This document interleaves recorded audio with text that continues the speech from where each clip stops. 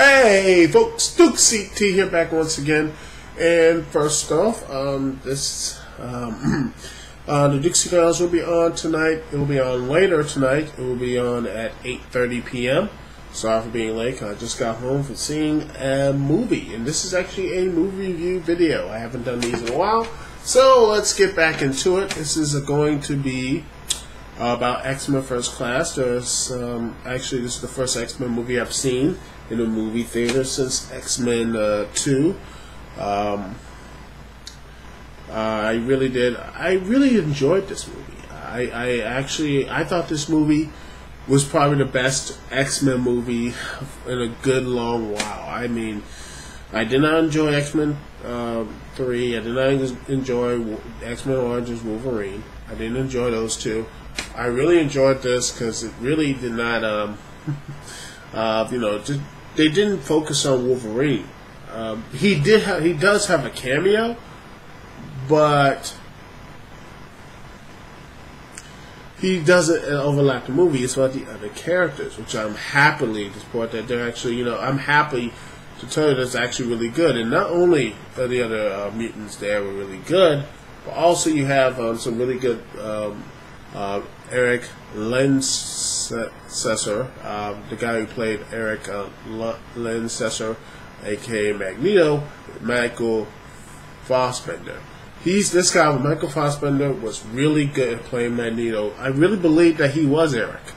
I mean, he really, I felt that this guy was, there are certain characters you look and say, yeah, this guy really does believe he was Magneto. I mean, I really looked at him and said, you know what, this guy is Magneto.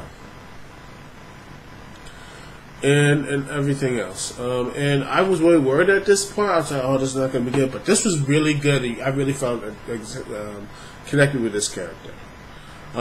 James McAvoy, the guy from Wanted, he played a really good Charles Xavier. Instead of, he played, this younger, he played younger and everything else. He's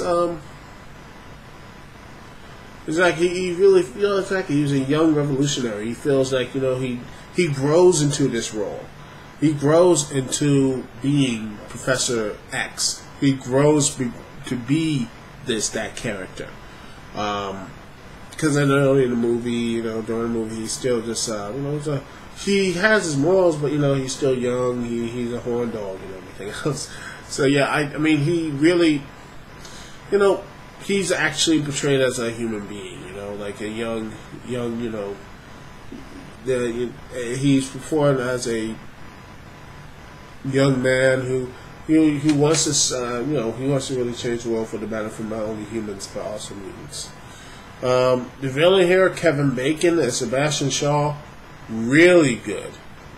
I mean, this guy I really believe that he is. I mean, he shot Magneto's mom when he was a kid. This guy, you really believe he was he was really good. I never heard of Sebastian Shaw. I never saw him in the comics and everything else, but he really played a really good villain. And if at some points he looked like he was unstoppable, And you're like, well, how the heck did he actually defeat him? But and everything else, it really was good. January Jones plays Emma Frost,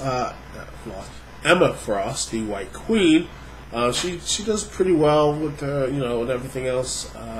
She does a really good job playing the White Queen. I only saw her only time I saw her in any type of form I haven't seen in the comics. I don't read much of X-Men comics when I was a kid, or any when I was a kid, or when I'm adult, or anything else. Maybe I should post in the comments any good X-Men comics I could read.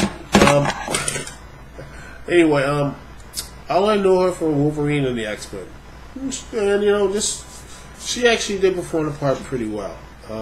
January Jones, she did a really good job with Emma Frost. Most of these characters were on point. The Man in Black, I honestly thought this guy was.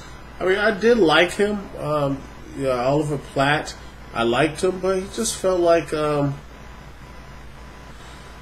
of a comedy character and everything else. Just not really, we don't know his name and everything else, and he just was there to get killed. He was like a red shirt. Ask everything else. The other mutants are really good. I like. Let's see. All the players, all the people who played it was really good. All of them. I really liked them. I liked Riptide, Darwin, Azrael, Havoc, Banshee. All of the mutants themselves played really well, and actually the person playing Mystique, Jennifer Lawrence, did a really good job of playing Mystique, of playing her and really being interesting and all that good stuff. The cast is really well done. I really enjoyed how the cast is and everything else. I really enjoyed everything else, including the cameo from Wolverine, and that's why I really liked that. I really liked to make. That was the problem with the X-Men movies. The X-Men was a vast number of people, and instead of just focused on one character, that is Wolverine. So he's the most popular character, but he's not the main character. I'm hopeful. I'm really hopeful that with this, maybe they can actually move on and to do other bigger things, and maybe another X-Men movie in the works. Maybe something, something really interesting can happen with this cast, and maybe not put Wolverine back into it, because I just don't see Wolverine. I'm just hopeful that they don't put Wolverine in any of these new X-Men movies, because it just distracts the focus, and you don't build any characters and everything else. They really, that was what was missing from the entire X-Men, most of the X movies. Any of the X movies I like, none of the other characters got character development. None of them except Wolverine got character development, and I'm happy that all these characters here got character development. I was enjoyed with that. I love the fact that all these guys had character development. And my hope is that when they do have another X-Men movie and everything else, my true hope is that they get the characters besides Wolverine and build up more character development for all of those guys. Anyway, that's just my thing, and that's my movie review. Go see it. Go see X-Men First Class. I loved it. If I give it a score, I would give it a 4 out of 5 stars. It does run a little bit long, 2 hours. It's 2 hours and 10 minutes. It could run a bit long, but it's seamless and positive. It's seamless. I really did. I like it. Only negative is just they tried so hard to focus we need to call them Professor X and Magneto. Other than that, I really loved this movie. This was really, to me, one of the best. I honestly thought, this was probably one of the best summer movies right now, and I have to say, Marvel hit it another one from the park, and I'm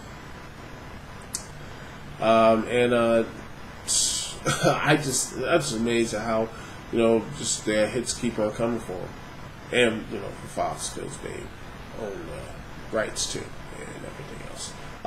Anyway. That's all I gotta say. Duke CT here. Peace and love, and remember the Duke CT Lounge will be up and running at 8:30. And for that, we are going to be talking about the E3 pre-show. We're going to be talking about that, and hopefully you will be there and live in the chat room doing all that good stuff. But also, we'll be talking about what happened on Impact. I know only the people who watched it, only all 5 of you who watched that show, and talk about the Mick Foley being fired or what have you. Is he really fired? Is it kayfabe? Is it real? What do you think? I want to just hear about this whole thing and what's your thought about it, and supposedly why he was fired. We all be talking about my stuff, my ideas from it, and yours. Hope to see you there, here live in the Duke CT Lounge tonight at 8:30. Be there, and that's all I say. Duke CT here. Peace and love, and link in the description to where my show is, and the phone number and the call ID, because that's how you can connect to me, Duke CT, during the show. That's all I have to say, folks. Peace and love. See you when I see y'all. Later.